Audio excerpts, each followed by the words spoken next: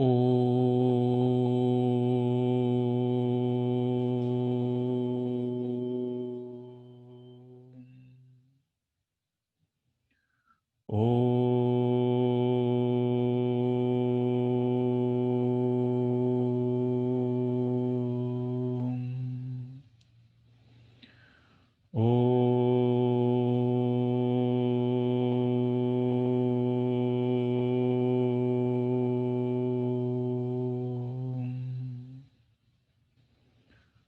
Om Sahana Vavatu Sahanau Bhunaktu Sahaviryam Karavavahai Tejasvinavadhitamastu ma vidvishavahai.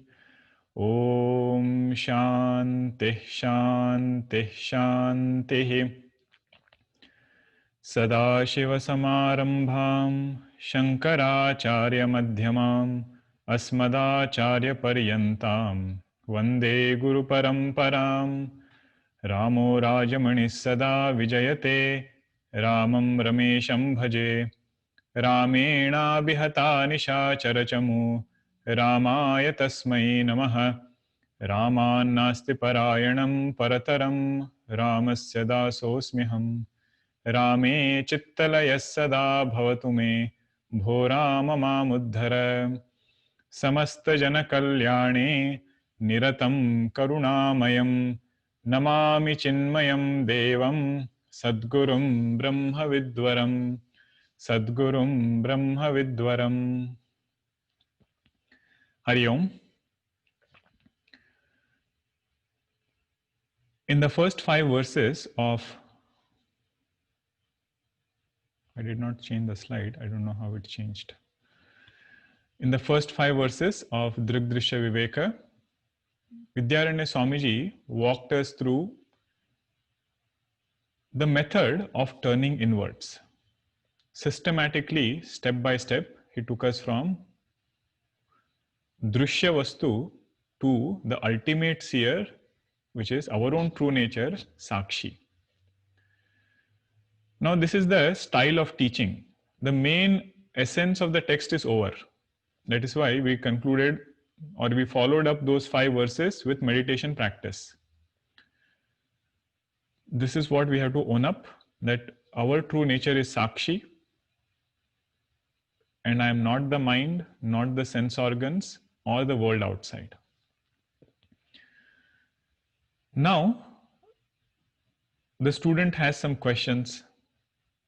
So it is the teacher's compassion that they give logical answers to convince these questions of the, or to convince a student who is asking all these questions.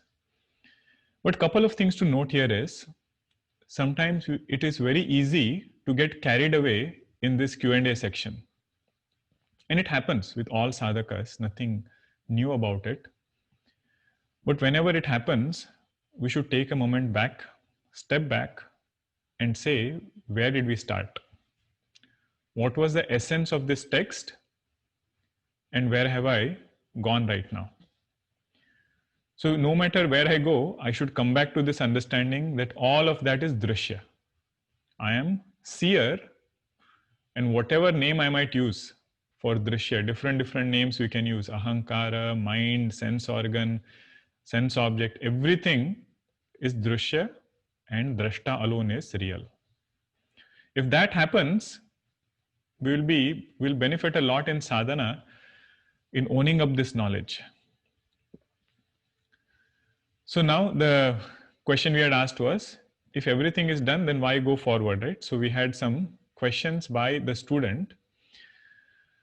The first question the student asks is, you said everything that is drishya is jada. Yad drishyam tat jadam. Everything is inert. But I don't see it that way. Why only some things appear sentient while others appear insentient? Like you have a rock, you have a mountain, it looks like insentient. And there are people walking around, there are animals, there are trees, which are as though enlivened, they are sentient. So then the student asks, you said the consciousness is all pervading. So it doesn't look like it. It's fragmented by these things. I am here. There is somebody next to me. In between, there is no consciousness. This is the first question. First, we will just see the questions. We will take one by one. All the questions will be answered. Now, the second question the student asks is, when I think about myself, I don't feel I am changeless. In verse number 5, you said, no deti nastametyesha navruddhim yati nakshayam. But I don't feel that I am not undergoing modification. I don't feel that way. And you said there is no rise, there is no fall, but I feel that I have just woken up in the morning. Right? I am going through different states of experiences. That is what my understanding is right now. Then this question, very precisely, the student asks, how should I account for this feeling? He is not dismissing the teacher's teaching. It's an important step here. If something that we hear from Vedanta doesn't align with our understanding, the effort should be to understand what Vedanta is saying. Rather than dismissing it, this is a new perspective the student is trying to get. Teacher, I agree what you said, but I'm not getting it. I don't feel that way. What is it? Who is the one who goes through experiences? Our Swamiji used to tell a joke. There was a brahmachari who was named Nirguna Chaitanya. Now, Nirguna Chaitanya means one who has no gunas, like how we saw, right? Nirakara, Nirvikara, and so on. So like that, Nirguna means without guna. But other brahmacharis used to tease that person and say that because the teacher could not find any guna in you, that is why the teacher named you Nirguna. Now, the moment you used to hear this, Nirguna becomes Saguna. That is what this question is. Teacher, I have heard that I am Nirvikara. But if something comes to this body or something happens, I suddenly start feeling I am Sakara. Just like that brahmachari who kept saying I am Nirguna Chaitanya, but something small happened, suddenly the Saguna Avatara came. That is this question. Who is the one who is going through all these experiences?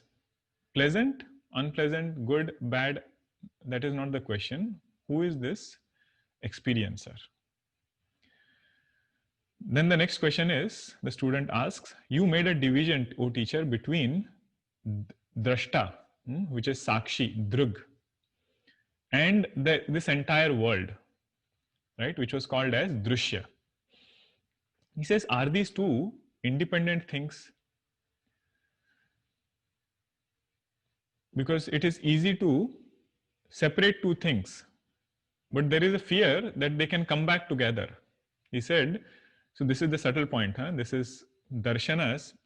I'm putting it just in sentences. That what the student is asking is, you said mind is different and consciousness is different.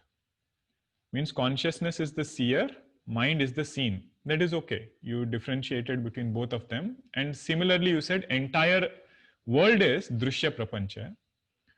But are they two independent entities?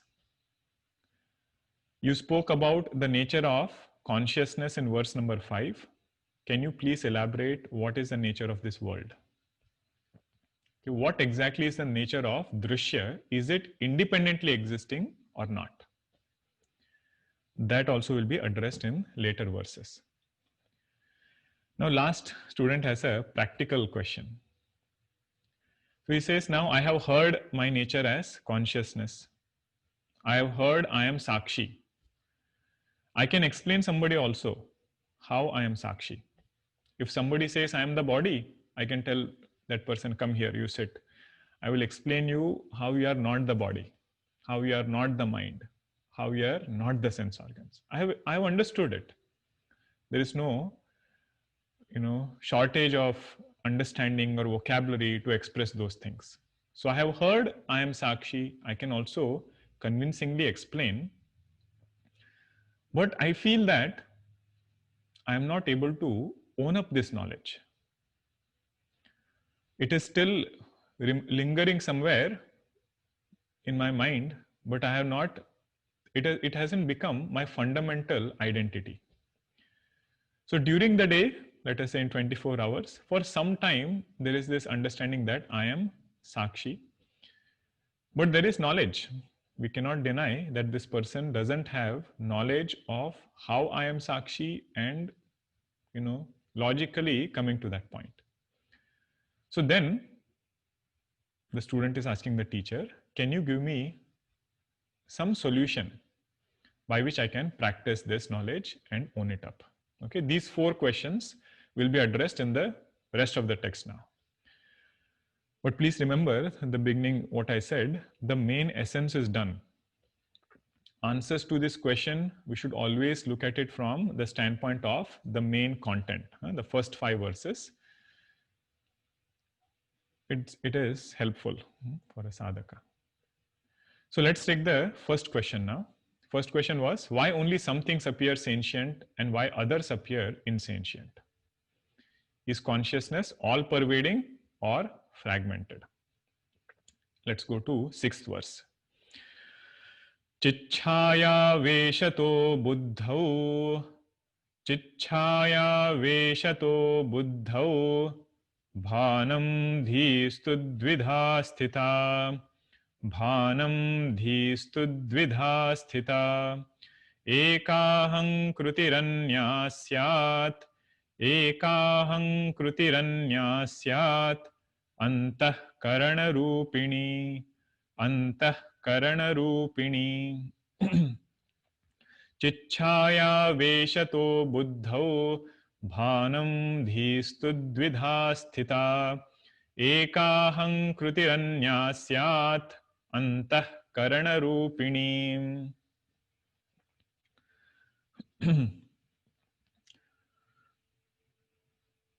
So I will take each quarter of the verse as and when we transition through the slides, so that we are moving with the slides and also you can see the verse. So what is the question? Why only some things appear sentient while others appear insentient? This analogy is very famous in Vedanta, that is of sun and the reflection of the sun. Just as sun is one which illumines this entire creation. Everything that we see around outside is illumined by the sun. But reflection of the sun is seen only in certain medium. If there is a pool of water, sunlight is all pervading, but reflection of that sunlight is there only in that water. So it is the nature of the medium of that water which makes this sunlight available to us as a reflection. So here also the analogy is between Sakshi, which is symbolic of the sunlight, and Buddhi, which is representing that pool of water.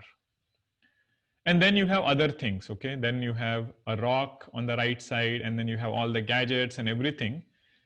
So what is the analogy that we are drawing here? Consciousness illumines everything in the same way, but only certain things have the ability to reflect consciousness. Just like that water, pool of water, has the ability to reflect sunlight. So you see, in the same way, Sakshi, consciousness, is illumining everything, but the rock was not able to express the sentiency because the medium is not conducive for it to express. So what makes the Buddhi express? So it is said, Buddhi is made up of sattvic aspect of 5 elements. Okay, although consciousness is all pervading, it expresses its reflection only in Buddhi. Okay, that is this reflection here. You see that sunlight? One is the original sun, that is Sakshi. That sun that's consciousness which is all pervading, that all pervading consciousness gets reflected only in certain medium. It has nothing to do with consciousness. what has to do with is medium. If you ask the sunlight, why are you getting reflected in that pool of water, that sunlight will say which water and which reflection. Okay, it's a very good analogy. There are limitations to this example, which I'll elaborate later. But right now, let us flow with the text. Okay, I'm not translating the word buddhi yet. There is a purpose for that. Different text will use different terms, and we should not get confused with the terms. So we will try our best to go sequentially. So although consciousness is all pervading, it is not reflected in each and every medium. Although it seems like it, this device is Alexa. It seems like it has its own brain, it has its own life, and it can speak to us. But very sorry, it does not have antakarana. It appears like that, but only buddhi is the instrument which can reflect consciousness. Okay. Now, Vidyaranya Swamiji uses this shloka. So that first quarter of that shloka, Chitchaya Veshato Buddhau. That is what we are seeing here. Sakshi is of the nature of Chit Swarupa.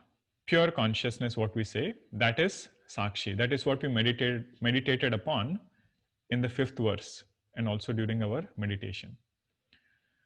When it enters Buddhi, Vidyaranya Swamiji says it is situated, it appears in 2 ways. Chitchaya means this reflected consciousness. Let me see if I can get a pointer here. Okay. So this reflected consciousness is what is called as Chit Chaya. Chit is Sakshi. The Chaya means the reflection of this Chit is called as Chit Chaya.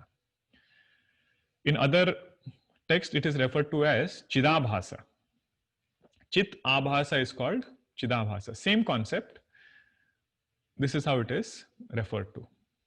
Chit Chaya Aveshato Buddhau means it enters this Buddhi as though. But this entry is not like, it was not there sometime and it has entered, like, entering a house. You are not in the house and then you entered. So it is said this is always there. Whenever Buddhi comes, it is as natural as, whenever you come in front of the mirror, reflection just happens, right?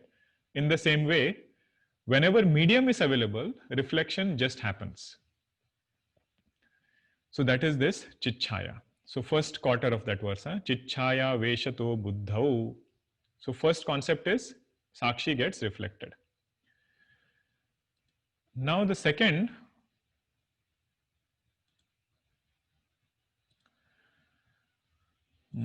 it's not allowing me to transition with the mouse.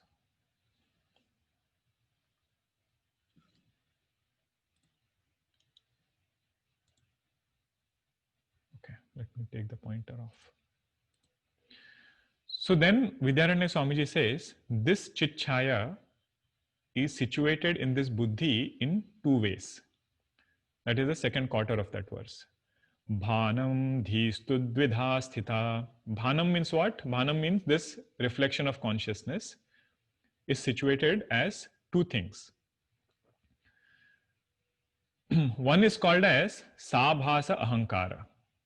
Another is called as Antakarana. Eka Ahankrati, Anya Antakarana Rupini. One is called Ahankara, another is called Antakarana. Now terms are different. Let us flow with this and I will explain what is the difference between the terms. So this reflection happens here and this entity of Buddhi and reflected consciousness is appearing in 2 ways now. One is called Sabhasa Ahankara, another is called Antakarana.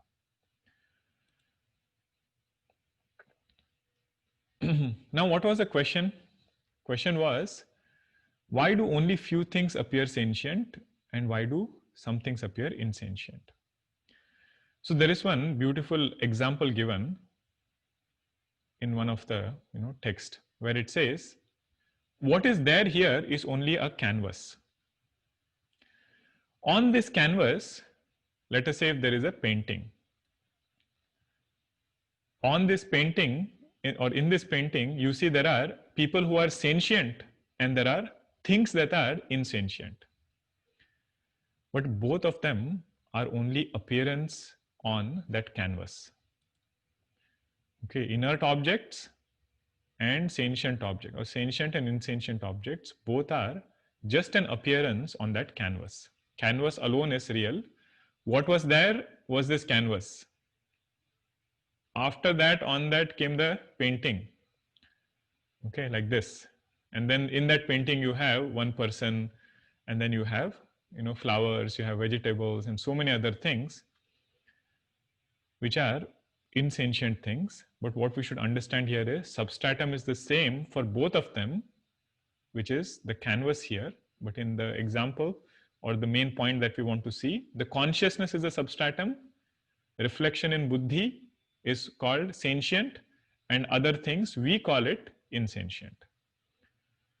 Okay, it has nothing to do with consciousness. It is the nature of that medium which makes it express as sentient and insentient. I'll come to that. We have not forgotten the verse yet. I just introduced the terms. We will come to that. So the question was, I hope this question is clear. Why some things are sentient and insentient?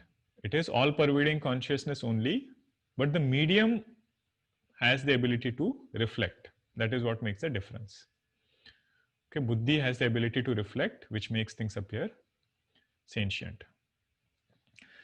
Now, the word buddhi, right, which is used in this text, in other text, there is a word used called as antahkarana. Like Tattva Bodha, the word used is antahkarana. So what is the difference between buddhi and antahkarana that is used in other text? Whenever we do division of one entity, it is always based on functionality.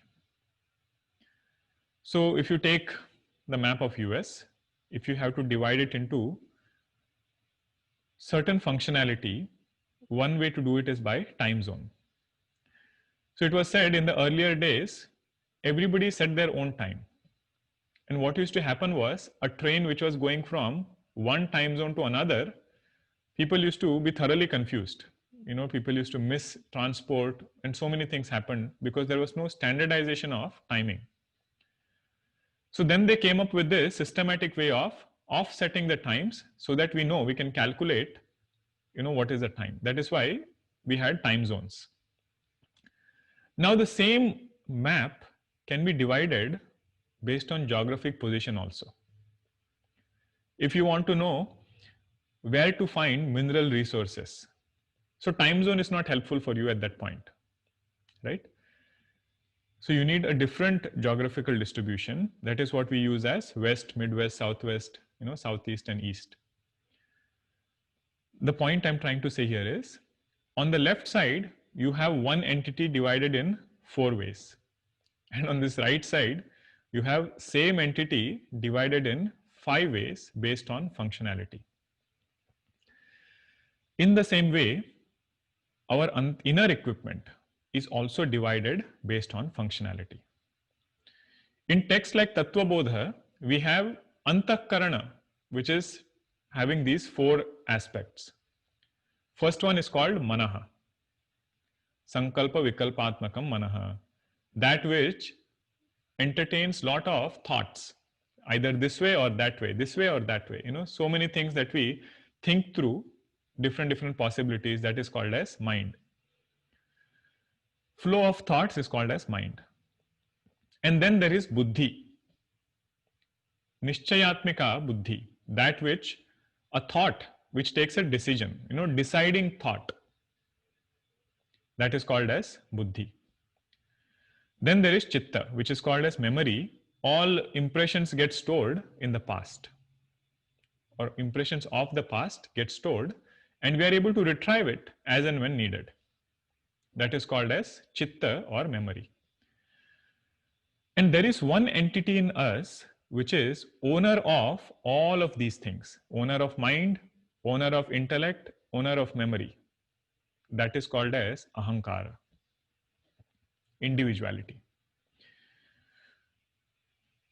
Anything and everything that happens in this individual, the owner who says, I am doing this, that is called as ahankara. See, in Vedanta, ahankara, you must have heard it several places. Ahankara doesn't mean always the pride that we are talking about. That is an expression of individuality. Secondarily, we use, in Hindi they say, इसमें बहुत बड़ा अहंकार है. Means this person has lot of pride. But in Vedanta, when we use the word ahankara, ahankara refers to notion or sense of individuality. Okay, this was one way used in Tattva Bodha. Vidyaranya Swamiji, what he is doing here is, in Drigdrishya Viveka, he is dividing it only in two parts. One he calls it as ahankara, another he calls it as antahkarana. And antahkarana includes mind, intellect and memory. Okay, so let me use the pointer here. So you see this portion, right? This three quarters which are there, mind, buddhi and mind, intellect and memory. These three things together has become this antahkarana now. And individuality, which is ahankara, that he keeps the same. Okay, I hope the mapping is clear. And the entire entity together, he is calling it as buddhi. What did he say? Chichaya veshato buddhau. Means in this equipment which is there inside, inner equipment, made up of sattvic aspect of Panchamahabhutas, that is called as buddhi. And this bhanam appears in two ways. Eka ahankrutihi, which is called as ahankara. Another is antahkarana rupini. You should also keep looking at the verse. I'm going by the verse only. I'm just presenting it with this way. Eka ahankruti anya syat antahkarana rupini. Okay, so that is how it is classified. Now somebody might ask, why was there a need to do this? Why did Vidyaranya Swamiji classify 3 quarters as antahkarana and 1 quarter as karta, ahankara? What happens is, when we use the word antahkarana, karana means what? An instrument of action. Antahkarana literally translated is called as inner equipment. Inner means antaha, karana means equipment. So for example, this pencil, right? This pencil is karana. It doesn't have its own purpose. It won't start working on its own. It needs karta. It needs another entity which has a purpose that will wield this karana to produce an action. Produce any, writing, for example. So karana cannot be having its own purpose and it cannot do things on its own. It always does things for somebody else. So if you say antahkarana, then who is the karta then? Right? There should be somebody who is different for whom this antahkarana is working for. So that karta is ahankara. In Kathopanishad, there is one ratha description, right? Atmendriya manoyuktam bhokte tyahur manishinaha. Means what it means is, this experiencer cannot be pure consciousness. That pure consciousness, when it gets reflected in this inner equipment, a portion of that is ahankara, which is the wielder, which is the controller. And then its karana is this other 3 things. There is mind, there is intellect, and there is memory. All of that will lead into ahankara. Now this classification you saw in 2 texts, Upadesha Sara and Nataka Deepa. Okay, left one is ahankara, which is aham vritti, also called as aham vritti, and the one on the right is called as idam vritti. That is antakarana in Drishdrishya Viveka. That is why I said don't get confused with the terms. If you have not studied Tattvabodha, good. You won't get confused. Go with Drishdrishya Viveka. Point is to get us to the main point, main understanding. Okay, so this is aham vritti and idam vritti. Now, if you remember the analogy Swamiji had given in Nataka Deepa, ahankara prabhu sabhyaha. Ahankara was the patron, who sits, and everything else does, everybody else there does things for this ahankara. Nrityati, the dancer was buddhi, intellect has come there, different thoughts that are there. And then musicians were the sense organs. That also is in the, the right hand side over here. Idam vritti, all of that. And sense objects, which are there, they are also illumined by the mind. So now we are just looking at one portion, antakarana. All objects and everything, systematically it will come in later verses. Slowly we will go. Okay, so I hope the first portion is clear. Chichaya veshuto buddhau bhanam distu dvidasita eka ahankrutihi anya syat antakarana rupini. So we saw what we mean by this, why we needed to classify antakarana in different ways. Just like the state or the country can be classified based on functionality. Purely for functional reasons, they are classifying in different ways. No need to get confused by them. Okay. Next class, we will see what is a sadhana implication of this shloka. It looks like a very simple shloka. Consciousness is there, it gets reflected over. There is a beautiful sadhana aspect which comes there. We will see in the next class. So we'll conclude, and few questions we can take. Om Purnamadah Purnamidam Purnat Purnamudachyate Purnasya Purnamadaya Purnameva Vashishyate. Om Shanti Shanti Shanti. Hari Om Shri Gurubhyo Namaha. Hari Om. Okay, I have some questions from last time and also that were submitted on the document. This is related to meditation. This is a seeker asking, I know meditation is good, but I stall and not get to it. I check my phone and do other things. Then I have no time for meditation. Why do I stall?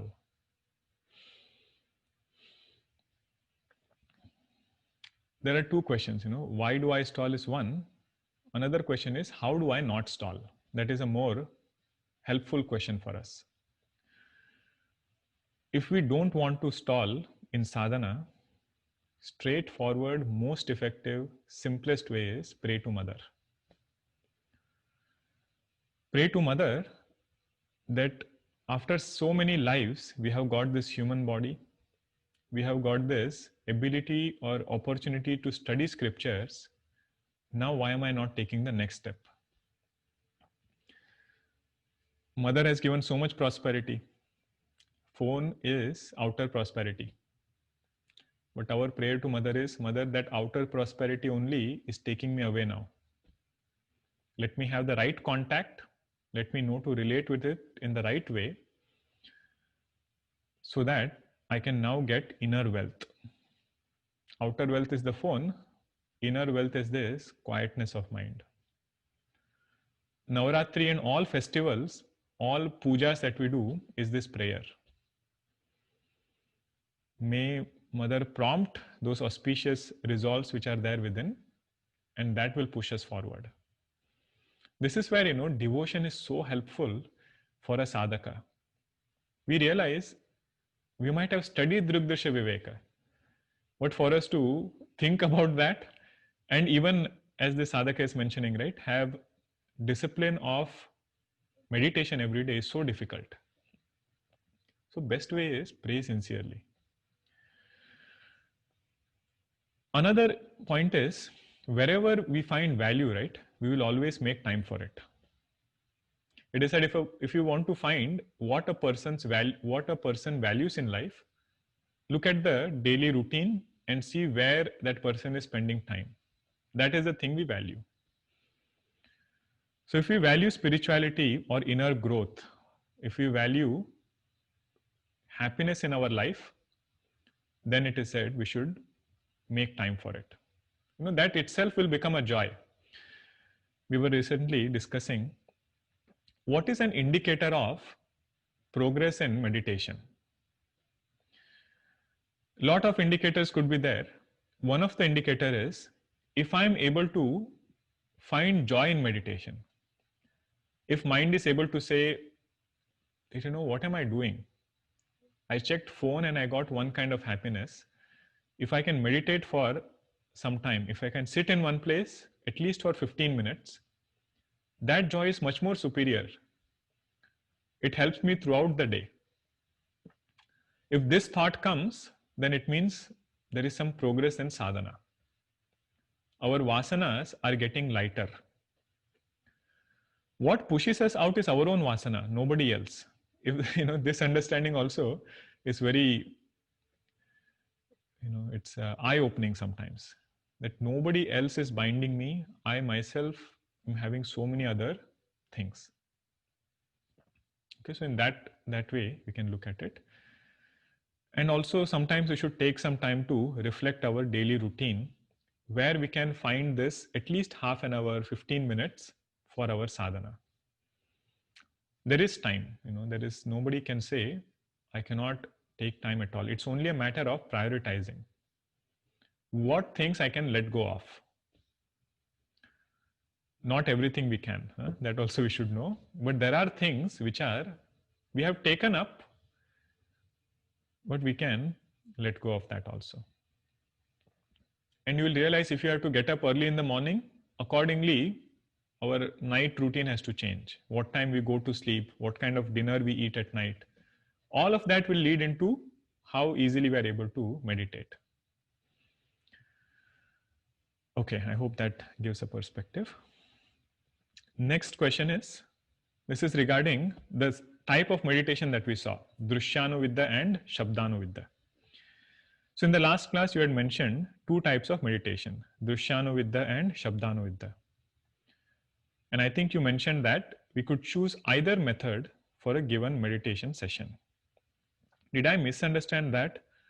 Or can one progress to Shabdanuvidya, the second type, what we did on Tuesday, the last meditation session, what we did, that one. Using the words like Nirakara, Nirvikara, that is Shabdanuvidya. Drushyanuvidya is only distancing ourselves from thoughts and knowing that I am different from thoughts. So the question is, should one progress to Shabdanuvidya only after we have gotten certain proficiency with Drushyanuvidya? Because it seems like the second one, Shabdanuvidya, is intuitively more difficult, or it intuitively seems more difficult. Okay. These are, very deep questions, and that's why I want to make sure that we at least spend reasonable amount of time. So my apologies if I'm going over. It is said, whenever we utter a word, that word should produce a very precise thought. If that word doesn't produce a thought, then that word has not served its purpose. So before we go to Shabdanuvidya, we should have clarity about what that word means. So if I say I am Nirakara, how am I Nirakara? Who is Nirakara? Is mind Nirakara? Is body Nirakara? So it should not land in the wrong place. Then I will have a lot of confusion. I will always feel Vedanta is telling me I am Nirakara, but I think I am Sakara. What is Sakara is the body. What is Sakara is the mind. That is why in that class before we started meditation, we systematically went through each one of those indicators. I won't repeat all of that, but that was this purpose. Once that becomes clear, To correct erroneous notions, you can go to Shabdanuvidya meditation. So what is more important is Shravanam, listening clearly how I am Nirvikara.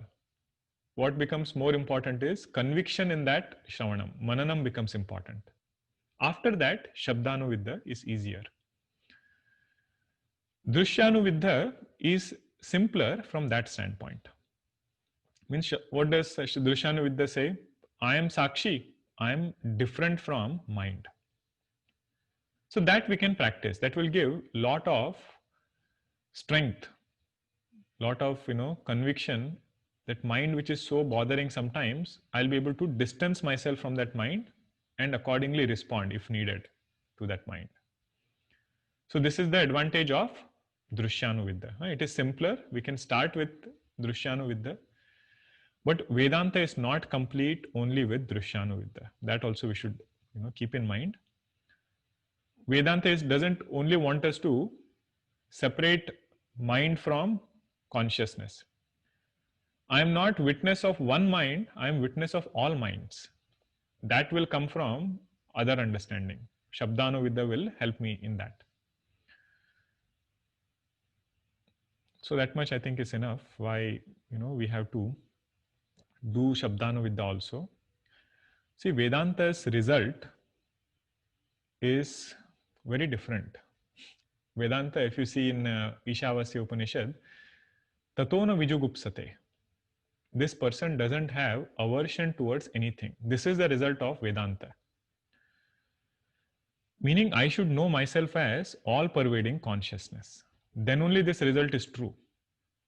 If I feel I am conditioned within this body, although I might be able to separate myself from this mind, but when the world appears, the thought would be, oh, the world is again bothering me, I have to sit in one place now. So Vedanta's way of teaching is slightly different here. That is why Shabdanuvidya becomes more important, that I am Asanga, I am ever Asanga. I am Avinashi, untouched by the world, unaffected by the world.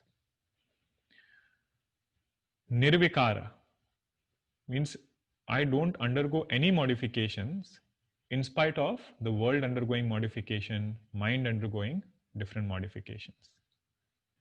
So to see the result of this knowledge, it becomes important that we should graduate to the next step. Merely separating mind from intellect has its result. It takes time even to reach at that point, which is good. We should take that time. But if we are clear about how I am Nirvikara, Nirakara, we can go to the next one.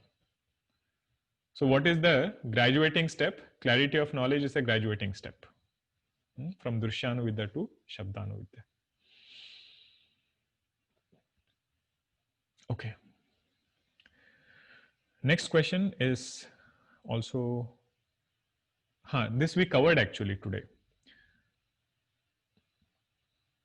Because the question is, if mind is jada and thoughts come because of interaction via senses, then why are there memories stored? Why do old memories enliven, and how should one deal with unpleasant memories? All of these are stored in Chitta, memory, what we saw, right? That is where it is stored. That is how Prakriti, Mother Nature, has made this equipment. We cannot say or ask the question, why is it this way? This is how it is. And we see in our own experience, past memories are there. How to deal with unpleasant memories? This is what we discussed in last class. We saw what are the obstacles, right? One of them is called as Kashaya. Unpleasant memories of the past, they suddenly surface. While at the seat of meditation, our only way of, best way of dealing with it is just know that they are there and think of it as though it is getting purged out of you. What was hidden inside, what was suppressed, it is getting purged out. Don't judge it, don't endorse it. Let it go. While in Vyavahara, we can make sure we take actions, we can be very alert about how we are interacting. Because these impressions will get strengthened in Vyavahara if we are not alert, and the price we have to pay in meditation. So that is the way to, look at this one. In meditation, we should not try to do anything with any of these things. Most of it is sadhana related outside of meditation. Okay, I think I'll stop here. There is one more question which is relevant, but I will cover it in either the discussion or the lecture that we have. I see there are some other questions here also.